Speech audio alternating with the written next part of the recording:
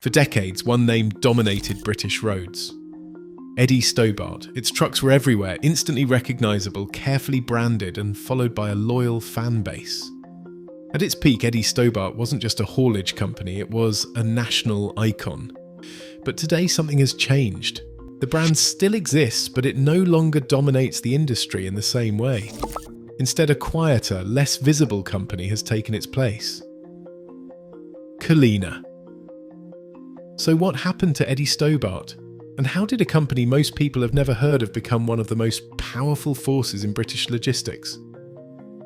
In 1957, on the edge of the Lake District in Cumbria, Edward Eddie Stobart and his wife Helen registered a small haulage company with just 4 second-hand lorries and a simple promise: reliable local transport. Their operation began in Broughton, Penrith, at a time when most British trucking firms blended into the background, their vehicles unremarkable and their names easily forgotten. Eddie Stobart Transport Limited set out to be different from the start. The Stobarts insisted their trucks would always be spotless, with a livery that stood out on any road.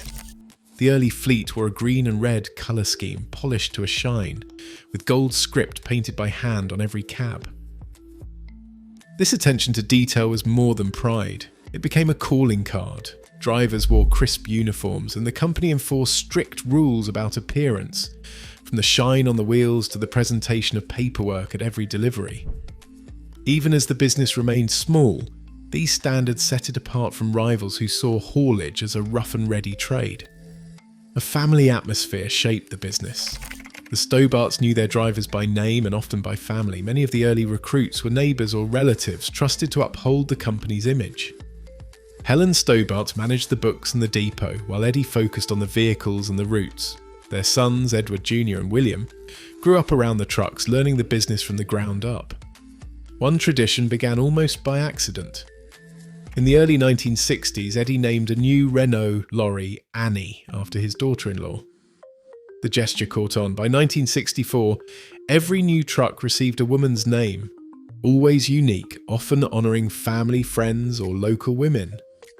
The ritual brought a sense of personality to the fleet and gave drivers a stake in the company's identity. It also gave the public something to notice and remember. By the late 1960s, Stobart lorries were a familiar sight across Cumbria and the northwest. Their clean lines, bold colours and personal names set them apart from the anonymous grey and brown trucks that filled Britain's roads. The company's reputation for reliability grew alongside its visual identity, laying the foundation for a brand that would one day become a household name. By the mid-1990s, Eddie Stobart had become more than a haulage company. It was a national phenomenon. Across the UK, fans formed spotter clubs, trading newsletters and logging lorry sightings in battered notebooks. The original Eddie Stobart Spotters Club, founded in 1994, counted over 1,000 members by the end of the decade. Enthusiasts gathered at motorway services, binoculars in hand, hoping to glimpse a familiar green and red cab with a woman's name painted on the front. Some travelled hundreds of miles to catch convoys on the move, swapping stories and lists of trucks they had spotted. This devotion spilled into everyday life. Calendars featuring the Stobart fleet sold over 12,000 copies in 1998. Branded T-shirts, first produced in 1996, became a staple at truck shows and in club mail-order catalogues, with sales reaching 8,500 units in a single year. The company's annual report from 1999 recorded £700,000 in extra revenue from merchandise and club subscriptions, a remarkable figure for a business rooted in haulage. Television helped amplify the excitement.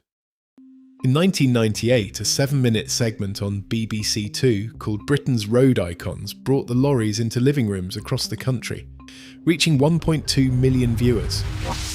The following year, ITV Local aired Motors on the M1, featuring a Stobart convoy and drawing nearly 900,000 viewers in the Midlands. Each broadcast sparked a flurry of new club sign-ups and merchandise orders, as families and hobbyists alike were drawn into the world of lorry spotting. By the turn of the millennium, Eddie Stobart was woven into the fabric of British popular culture. For many, the sight of a named truck on the motorway was a small thrill, a moment of shared recognition that turned a routine journey into something memorable. The company's image, built on Polish personality and public affection, stood in stark contrast to the faceless logistics giants waiting in the wings. The emotional momentum of this fandom would become both a strength and a burden as the business landscape shifted.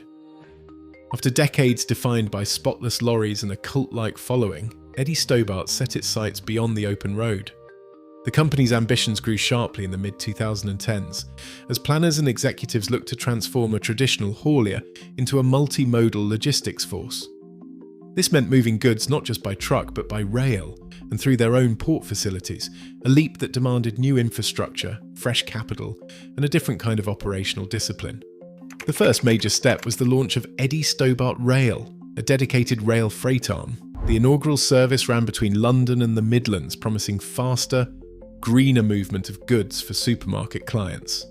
Trains carried consumer products, groceries, and even automotive parts with the aim of reducing road congestion and cutting delivery times. The company's planners studied timetables, mapped out routes, and coordinated with Network Rail to secure prime slots on busy lines. For a business rooted in lorry culture, the transition to rail required new technical know-how and a willingness to compete with established rail freight operators like DB Cargo.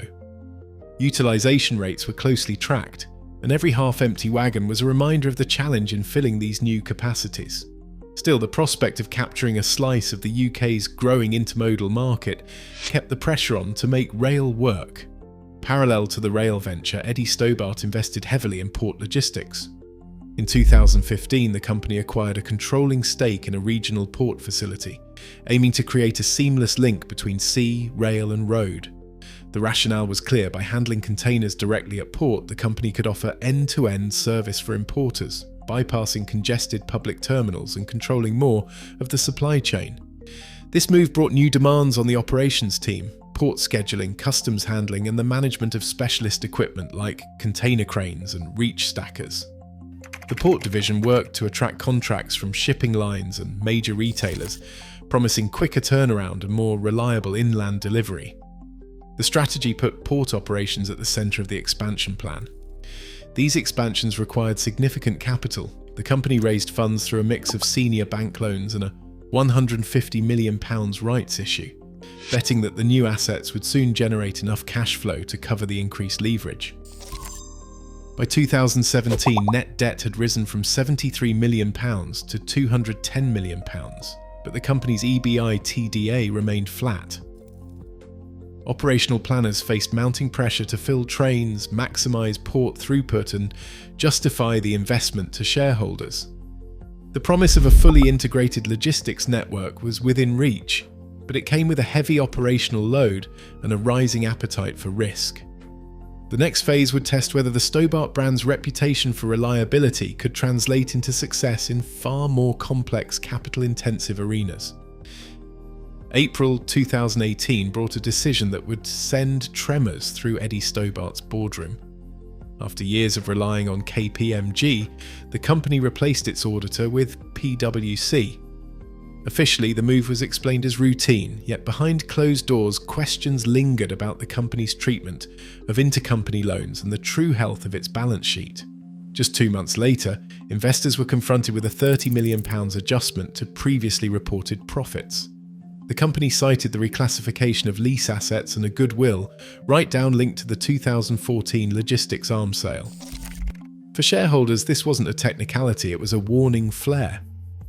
The Woodford Investment Management Fund, holding nearly a quarter of the company's shares, began to question whether the numbers could be trusted. Doubts spread fast. By December 2019, the unease had grown impossible to ignore. On the morning of December the 12th, Eddie Stobart Group announced it was suspending trading of its AIM-listed shares, citing unresolved accounting discrepancies. The market freeze was immediate. For a business that depended on investor confidence to fund its ambitious expansion, the suspension cut off access to capital overnight. The same day, Chief Executive Alex Laffey resigned after 4 years at the helm and was replaced by Sébastien Desrameaux. Within 24 hours, the company notified the Financial Conduct Authority that a material discrepancy had been uncovered in the consolidation of its rail and port subsidiaries. An emergency audit review began, but the damage was already rippling through every part of the business. Contracts that once seemed secure now hung in the balance. Major clients demanded reassurances, and several key haulage agreements were reopened or lost altogether. The company scrambled to reassure lenders, but the trading halt triggered a cash flow squeeze that put hundreds of jobs at risk. Around 250 drivers faced redundancy as the group's ability to operate at full capacity faltered. The board's internal documents, later cited in regulatory filings, reveal a scramble to identify assets that could be sold or mothballed to stem the bleeding. In the space of a few days, Eddie Stobart's standing with investors, customers and staff was shaken to its core. The suspension of shares and the public admission of accounting irregularities shattered the trust that had long underpinned the business. The company now faced a stark reality. Without drastic restructuring, the brand that once symbolized reliability risked disappearing from the roads altogether. In early 2021, administrators appointed by Eddie Stobart's creditors began the final dismantling of what remained of the original group. The process unfolded with a series of rapid asset sales, each orchestrated under creditor supervision and designed to recover as much value as possible for senior lenders. The company's rail division, Eddie Stobart Rail Limited, entered a pre-pack administration in February. Senior lenders, including Barclays and NatWest, approved the sale of the business to a consortium led by DB Cargo, the German rail freight operator. The transaction was completed behind closed doors for an undisclosed sum, but filings later revealed that the proceeds were used to repay £70 million of outstanding senior debt. March brought another forced disposal. Eddie Stobart Port Holdings, once a symbol of the group's multimodal ambition, entered a court-approved scheme of arrangement. The Glasgow port handling contract, a key asset, was sold to Harbour Logistics Limited for £25 million. With these divestments, the company's operational backbone, its rail and port infrastructure, passed to rivals and specialist operators. The workforce, once numbering nearly 5,000, shrank to around 1,200, with many former drivers and warehouse staff absorbed by competitors or the logistics arm previously sold to D-Bay. By April, the only part of the business that remained under the Eddie Stobart Group name was a holding company stripped of its core assets. The group's relisting on the AIM market revealed a shell built around the brand itself, a residual fleet of about 150 last-mile vehicles, and the historic Stobart trademark. Revenue dropped from £470 million in 2019 to just £210 million in 2021. What had once been a powerhouse of British haulage was reduced to a brand license and a token operational footprint. The operational hollowing of the group left a visible gap in the sector, one that would soon be filled by a new kind of logistics operator. Culina's rise did not depend on public affection or a famous livery. Instead, the company built its strength by quietly acquiring regional specialists and focusing on the growing demand for chilled and ambient food logistics. The process started in 2015 with the purchase of Northern Chill Logistics, a move that instantly gave Culina access to refrigerated warehousing across Yorkshire and a direct pipeline to Tesco's 24-hour frozen food distribution. This was not a one-off. Over the next 9 years, Culina's dealmakers, led by Chief Executive Officer Andrew Dawson and Chief Financial Officer Helen Martin, targeted companies with strong local footprints and existing supermarket contracts. Each acquisition filled a gap. Midlands Dry Goods brought Sainsbury's own brand pallets, South East Cold Chain opened doors to Waitrose, and the West Midlands Food Hub secured a direct Asda supply route. The group's approach was systematic. Every deal added new depot locations, specialist vehicles, and crucially, customer relationships with Britain's largest grocery retailers. By 2022, the acquisition of Northern Retail Logistics expanded click and collect capacity for Tesco and pushed Culina's reach into Scotland. The 2024 purchase of South West Sustainable Logistics, with its low-carbon refrigerated fleet, landed a green label contract with Aldi for zero-emission deliveries. Each contract win was timed to follow an acquisition, a pattern that repeated across the group's expansion. Culina's edge came from its ability to integrate these new capabilities into a national network. The The company's buy and build strategy was not about empire building for its own sake. It was about assembling a logistics backbone that could serve supermarket chains from Aberdeen to Cornwall, with a particular strength in temperature-controlled food. By the start of 2024, Culina held contracts with Tesco, Sainsbury's, Waitrose, Asda and Aldi, covering chilled, frozen and ambient goods. The company's growth did not attract fan clubs or television specials, but it gave Britain's retailers the reliability and scale they needed. In the world of modern logistics, that was the winning formula. Culina's path to dominance depended on more than a string of acquisitions. The real advantage came from how the company stitched these new parts into a single, highly efficient operation. At the heart of this transformation was the rollout of a unified SAP S/4 HANA Enterprise Resource Planning system. By 2021, every depot, warehouse and transport hub acquired since 2015 was running on the same digital backbone. This meant orders from Tesco, Sainsbury's, Waitrose, Asda and Aldi could be tracked, scheduled and monitored in real time, regardless of which legacy company handled the goods. Inventory levels, temperature logs and delivery windows flowed into a central dashboard, giving operations teams a level of visibility that smaller rivals could not match. Depot rationalisation followed. After each acquisition, Culina's planners mapped overlapping sites, identifying which locations to close, which to expand, and which to convert into multi-temperature hubs. Up to 15% of depot floor space was routinely shuttered or repurposed, but service coverage did not shrink. Instead, larger hubs equipped for both chilled and ambient goods handled more volume with fewer empty miles. This approach cut costs and allowed the company to offer tighter delivery windows to supermarket clients, an edge in a market where late arrivals could mean empty shelves.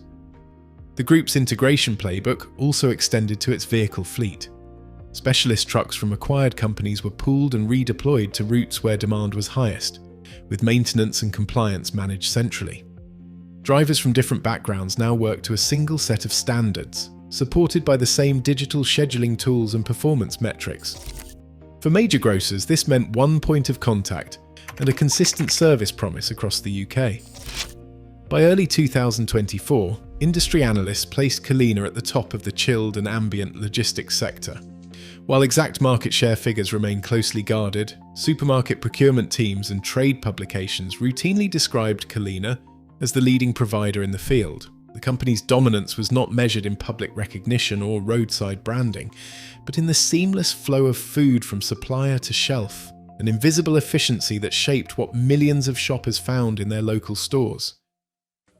Today, British haulage is led not by household names, but by unseen logistics giants. As supermarket shelves depend on precision and integration, quiet efficiency now outranks public recognition. The roads are still full, but the spotlight has shifted behind the scenes. In a world where supply chains shape daily life, the real power belongs to those you rarely notice. What do you think this means for the future of iconic brands? Let me know below.